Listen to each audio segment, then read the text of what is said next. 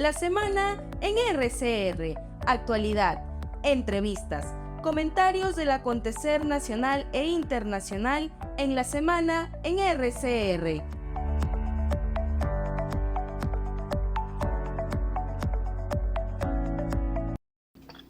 Muy buenos días y un saludo a través suyo a todos los peruanos. Vamos a conversar acerca del doble empleo médico, considerando que hace unos días salió publicados los lineamientos. ¿Cuáles son los alcances? ¿Cómo se está aplicando el doble empleo médico en nuestro país, doctor Javier Cuba? Para empezar, esto ha sido producto de una reforma constitucional que ha equiparado las mismas condiciones que tienen hoy día por la función docente. Es decir, la Constitución en su artículo 40 señala que está prohibido tener más de un empleo público, con excepción de la función docente, y ahora señala con la función de médico cirujano, de médico y de profesionales de la salud especialistas. En este caso, la norma ha salido para los médicos, no tanto para regular este artículo, porque el artículo, como usted comprenderá, es un artículo que ya otorga el derecho por sí mismo y por lo tanto no permite ninguna regulación, pero sí para que las instituciones públicas que puedan contratar o nombrar médicos tengan algunas precauciones, se les da unos lineamientos para que se hagan de acuerdo a la normatividad vigente. Esto con la finalidad de evitar también que pueda haber una superposición de turnos, digamos, en dos entidades públicas al final no se consigue el objetivo que se tiene, sino al contrario, sea fuente de fraude o de corrupción, etcétera, etcétera. Estos lineamientos lo que hacen ahora es aclarar en el caso de que una entidad pública contrate un médico que ya está nombrado en otra institución pública, tenga algunas precauciones con relación a horarios, a turnos, a descansos, con la finalidad de que pueda, y además se autoriza también el tiempo parcial, es decir, no necesariamente va a trabajar a tiempo completo, porque se comprende que tiene otro trabajo y por lo tanto también se regula que puedan contratarlos a tiempo parcial. Esto es sumamente importante porque esto va a permitir, sobre todo en especialidades que son escasas. En algún momento, aquí en este espacio, conversamos el caso de los oncólogos pediatras, por ejemplo. No hay oncólogos pediatras en la cantidad suficiente, solamente tenemos aproximadamente 30, 35 pediatras a nivel nacional. Estos están concentrados en Lima, solamente creo que hay uno o dos en provincias y sobre todo en Trujillo, y hay más de 1.500 pacientes con cáncer pediátrico, y esto hace que sea imposible poder atender a todos con esas cifras de 30, 35 oncólogos pediatras. ¿La idea cuál es? La idea es que con esta ley se permita pues duplicar este número, ¿no? Y vamos a tener la oportunidad de tener más oferta de servicios pediátricos en oncología en esta circunstancia.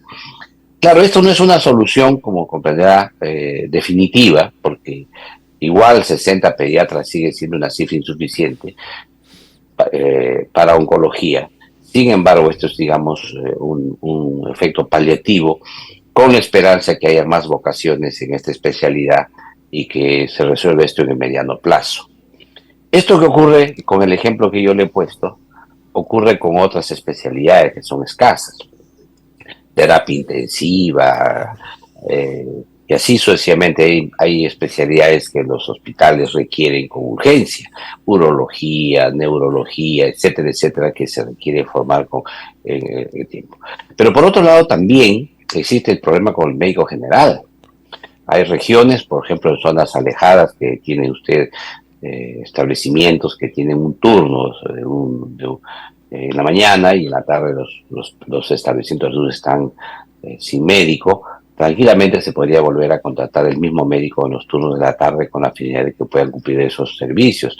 También existe, es cierto, los servicios complementarios, una especie de horas extras, ¿no?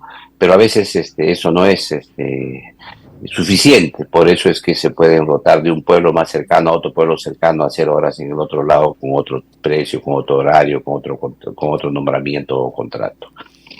El Perú necesita más médicos, es indudable, la producción de médicos en el Perú se ha incrementado, es cierto, pero también migran al extranjero. ¿Cuál es la y brecha esto que es tenemos? una preocupación. ¿Se tiene más o menos? Nosotros deberemos tener por lo menos unos 40.000 médicos más de medicina general y unos 16.000 especialistas. Esto hace una cifra muy grande que no vamos a poder llenar en ¿Y el corto cuántos plazo. tenemos, de acuerdo a la información la que se cuenta ya oficial? Según el número de los colegiados, ya bordean los 100.000, digamos, los colegiados. Sin embargo, ya hay pues jubilados, hay luego también hay fallecidos, que esto bordean por lo menos en actividad en el sector público unos 45.000 médicos. Esto es insuficiente para lo que necesita el país.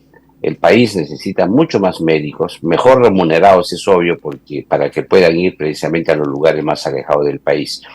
Y esta tarea se logra con varias estrategias, que esta no es la única.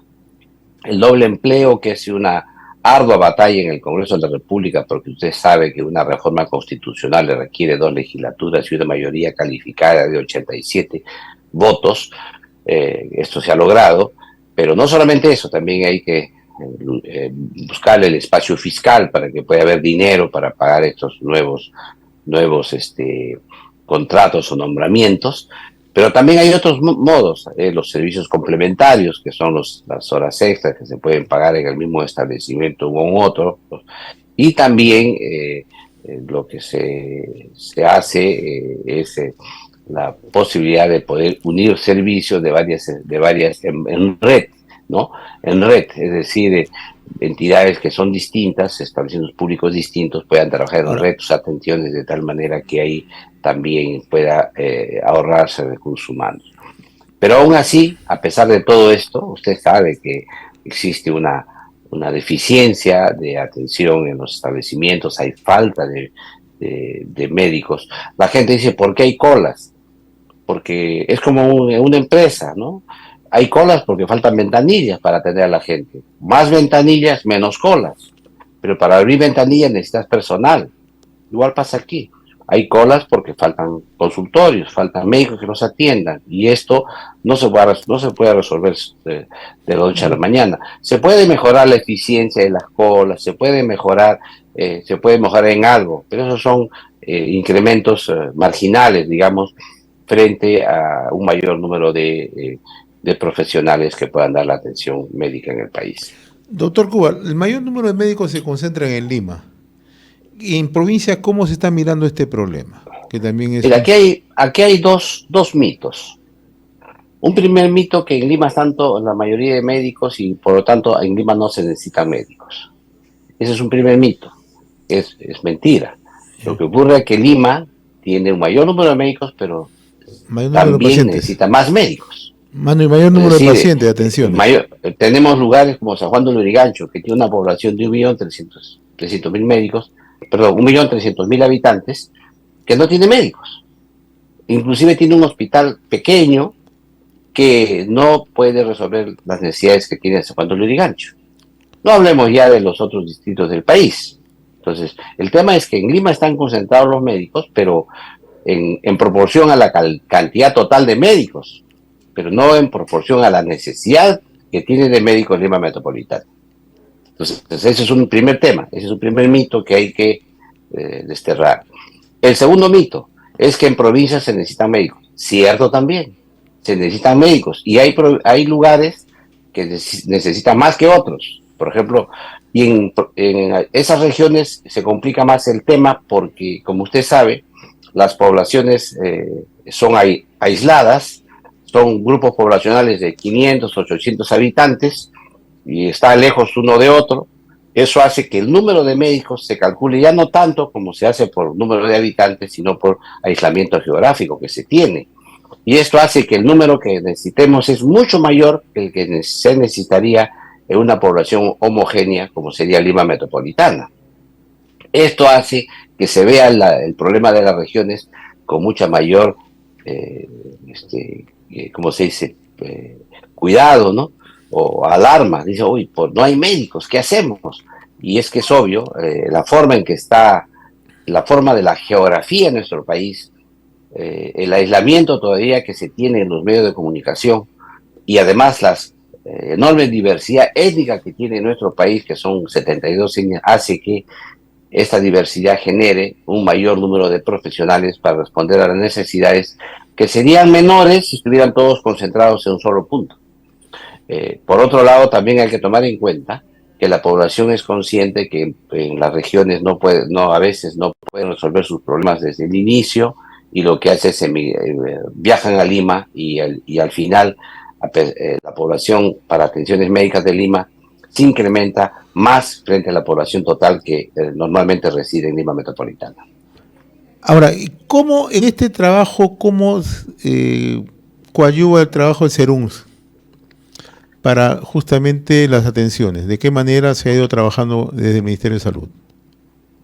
El tema del SERUM se hizo en el momento en que se pensaba el Perú todavía como una realidad lejana, muy lejana, en los lugares pobres, etcétera, y por lo tanto el SERUM era como una especie de servicio militar que los médicos en modo obligatorio tenían que ir a provincias. Y así se ha mantenido, y las cifras de profesionales de la salud y también en estos casos médicos se incrementa cada año en función de la caja fiscal, y los incrementos son pequeños, 20 plazas, 50 plazas, no en la magnitud que se requiere para resolver los problemas del país.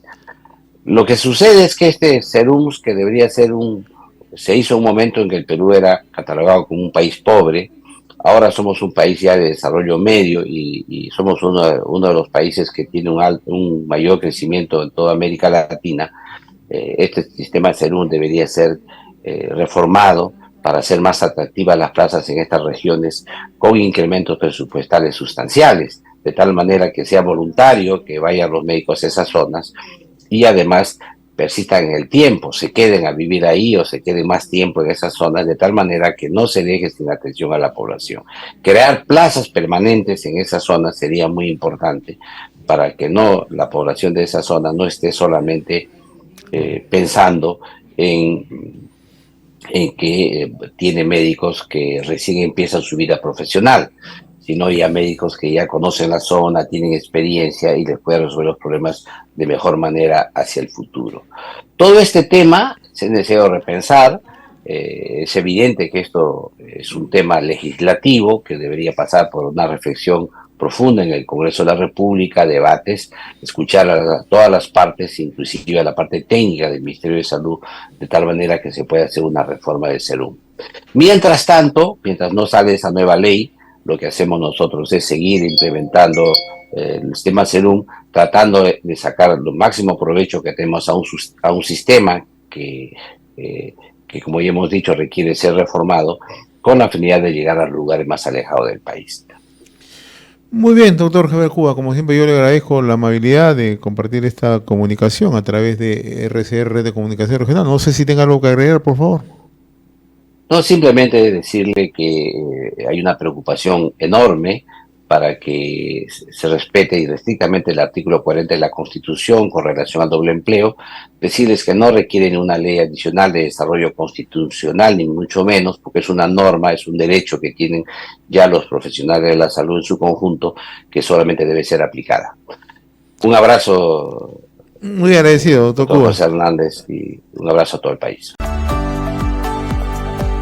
Hemos presentado La Semana en RCR.